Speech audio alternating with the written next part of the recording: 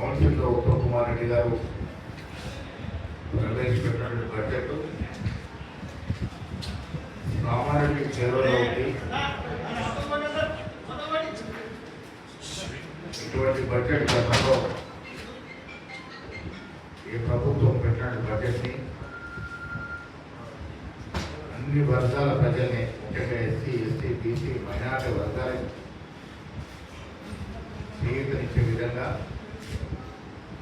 Health and education top ప్రయారిటీగా వ్యవసాయాన్ని పరిగణనకు తీసుకుంటున్న budget మంచి బడ్జెట్ పెట్టినందుకు వారికి అర్థాన్ని ఇవాళ మాట్లాడే ముఖ్య అంశం మిత్రులారా, మీకు తెలుసు గత వారం రోజులుగా రాష్ట్ర రాజకీయాలంతా కూడా డ్రగ్స్ వైపు చూస్తూ ఉన్నాయి. మీకు తెలుసు వారం క్రితం మాజీ శాసనసభ్యుడు రోహిత్ రెడ్డి గారు ఫామ్ హౌస్ జరిగినటువంటి పోలీస్ దాడిలో ఈగల్ టీం చేసిన దాడిలో సాక్షాత్తు మాజీ శాసనసభ్యుడు, ఒక పార్లమెంట్ సభ్యులతో పాటు వాళ్ళ మిత్ర బృందం డ్రగ్స్ తీసుకొని రెడ్ హ్యాండ్గా పట్టుబడ్డటువంటి పరిస్థితి. ఒకవైపు రేవంత్ రెడ్డి గారి కాంగ్రెస్ ప్రభుత్వం డ్రగ్స్ పై ఉక్కుపాదం మోపుతూ ఈగల్ టీం ఏర్పాటు చేసి ఎంతోమంది డ్రగ్ పెడర్స్ పట్టుకొని డ్రగ్స్ రహిత తెలంగాణ వైపు ప్రయత్నం చేస్తూ ఉంటే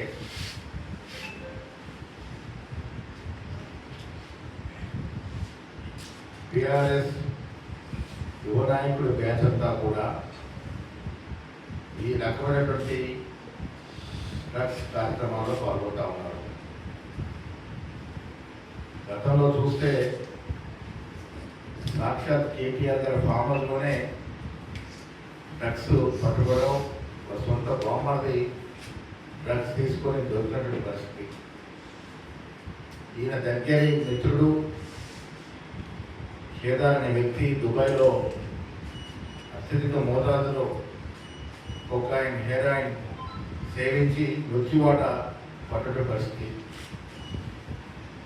నిన్న కాక మొన్న రోహిత్ ఫామ్ హౌస్లో డ్రగ్స్ దొరికిన పరిస్థితి. ఈయనకు అత్యంత సన్నిహితుడు మరో ఎమ్మెల్సీ పోచంపల్లి శ్రీనివాసరెడ్డి గారి ఫామ్ హౌస్లో కోడి పందాలు ఆడినటువంటి పరిస్థితి. ఇటు పోతుంది యువరాజు గారు. ఈ రకమైనటువంటి చర్యలు ఏ రకంగా జరుగుతూ ఉన్నాయి రాష్ట్రంలో, ఏం మెసేజ్ ఇస్తూ ఉన్నారు మీరు?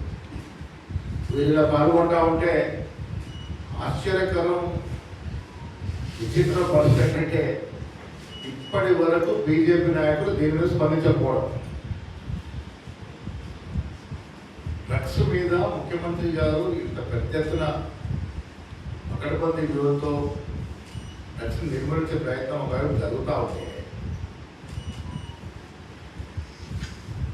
రోహిత్ రెడ్డి ఫామ్ హౌస్లో డ్రగ్స్తో పట్టుబడితే ఇంతవరకు కిషన్ రెడ్డి గారు స్పందించలేదు, బండి సంజయ్ గారు మాట్లాడారు, బీజేపీ అధ్యక్షుడు రామచంద్ర గారు మాట్లాడారు.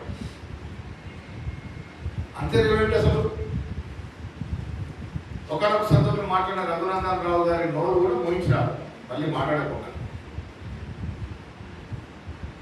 దీని అర్థం ఏంటంటే, మాకు అర్థమవుతుంది ఏంటంటే, గత సర్పంచ్ ఎన్నికల్లో కలిసి పోటీ చేశారు, పరస్పర సహకారం అందించుకున్నారు, మున్సిపల్ ఎన్నికల్లో సహకారం అందించుకున్నారు, ఆఖరికి డ్రగ్స్ వ్యవహారంలో కూడా కలిసి ప్రయాణం అవుతా ఉన్నారు. దీని అర్థం మేము చాలాసార్లు సందర్భంలో చెప్పినట్టుగా బీజేపీ బీఆర్ఎస్ పార్టీ, బీజేపీలో బీఆర్ఎస్ పార్టీ విలీనమైనట్టుగా అర్థమవుతాం. ఇప్పుడు మౌనమే అంగీకారం. ఇంత పెద్ద ఎత్తున డ్రగ్స్ పట్టుబడితే ఒక్క బీజేపీ నాయకులు మాట్లాడతలేదంటే అసలు తెలంగాణలో డ్రగ్స్ నిర్మాణం జరగాలనుకుంటున్నారా? యథేచ్ఛగా డ్రగ్స్ సరఫరా చేయాలనుకుంటున్నారా? నేను జవాబు చెప్పాల్సిన అవసరం ఉంది. కిషన్ రెడ్డి గారు, బండి సంజయ్ గారు, అదేవిధంగా రామచంద్రరావు ఇంత సెన్సేషన్ అయ్యి డ్రగ్స్ పట్టుబడితే ఒక్క బీజేపీ నాయకుడు మాట్లాడాడు. ఏంటి మీకు లోపాయికి అన్నట్టు ఒప్పందం ఇలా అయిపోయారు. కలిసి ప్రయాణం చేసే సందర్భంగా మరొకటేంటగా కనపడతా ఉంది, స్పష్టత వస్తూ ఉంది. బీజేపీ బీఆర్ఎస్ పార్టీ ఒకటేనన్న మాట. ఇక నేను ఈ సందర్భంలో కిషన్ రెడ్డి గారికి, బండి సంజయ్ గారికి నిరంతరం కులం మతం పేర్లు మాట్లాడే మీరు ఇంత తీవ్రమైనటువంటి డ్రగ్స్ సమస్య మీద టీఆర్ఎస్ నాయకులు దొరికితే ఇది కూడా ఏ ఫామ్ హౌస్ 2022లో టీఆర్ఎస్ ఎమ్మెల్యేలు కొనుగోలు చేసిన బీజేపీ నాయకులే కేసు చేసినటువంటి పరిస్థితి, బీజేపీ నాయకుల్ని బిఎల్ సంతోష్ లాంటి మీద కేసు చేసినటువంటి పరిస్థితి, అరెస్ట్ చేసినటువంటి పరిస్థితి. అది అప్పుడే మర్చిపోయినా అది ఊసలేదు. ఇంత పెద్ద ఎత్తున డ్రగ్స్ పట్టుబడితే మాట్లాడే పరిస్థితే లేదు. ఒకటైనా అని చెప్పడానికి ఎంతగానో పెద్ద నిదర్శనం లేదు. ఇంకా మూడవ అంశం, మహేశ్వర్ రెడ్డి గారు అసెంబ్లీలో బీసీల గురించి మాట్లాడుతున్నారు. బీజేపీ నాయకులు బీసీల గురించి మాట్లాడితే హాస్యాస్పదంగా ఉంటుంది.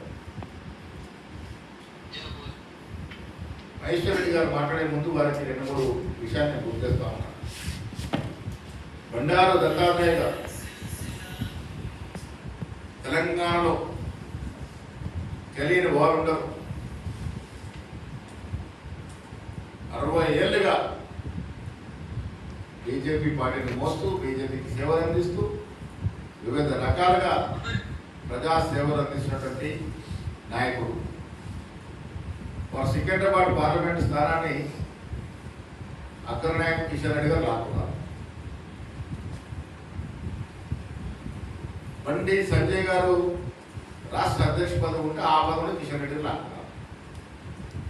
2 పదవులు బీసీ నాయకుల నుంచి లాక్కున్నటువంటి కిషన్ రెడ్డి గారు 2 పదవులు తీసుకొని వారు ఆస్వాదిస్తా ఉన్నారు. మన గవర్నర్ ఏదైనా మిగులుతుందంటే అది కూడా ఇంద్రసేన్ రెడ్డి గారు లాక్కున్నారు. ఇది మీరు బీజేపీ పార్టీలో బీసీ నేతలకు ఇచ్చినటువంటి గౌరవం. అంత మహానాయకుడు అటువంటి దత్తాత్రేయ గారి పదవులనే మీరు లాక్కొని ఇవాళ బీజేపీ రాష్ట్ర అధ్యక్ష పదవి, బీజేపీ పదవి 2 కూడా అగ్రవరానికి తెచ్చుకున్నారు.